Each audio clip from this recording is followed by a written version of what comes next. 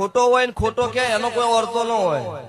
અત્યારે એક વિડીયો જોયું છે હમણાં જ કે સરધામ ના આબુ ના ભુવા ભોપાળા હોય નહીં,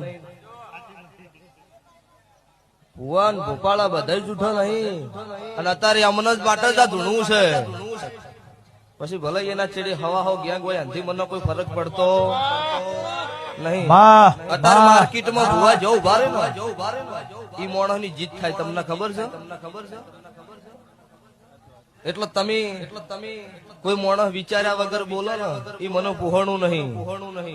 જે ખોટા હોય જેને ખોટું કર્યું હોય ને એનું નામ લઈને સભા વચ્ચે કહી દેવરાય કે આજે અમુક માણસ અમુક ભુવાર્યું ખોટું કરે.